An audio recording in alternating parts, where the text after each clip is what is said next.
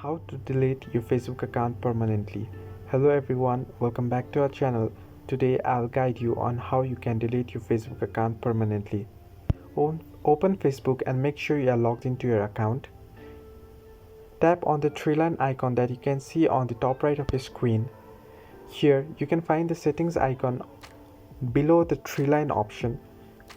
Tap on the settings icon and go to personal and account information by simply tapping on it. Now here you can find the option account ownership and control. Tap on it. Once you tap it, you can go to deactivation and deletion and make sure the blue tick is on the delete account option since you want to delete your account permanently.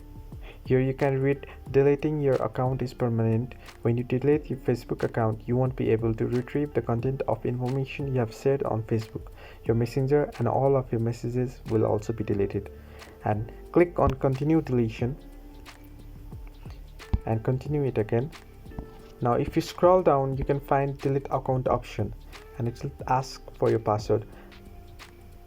And now type your password and click continue and your account will be deleted permanently. Hope you like this video. Like and subscribe and comment down below if you have any further questions.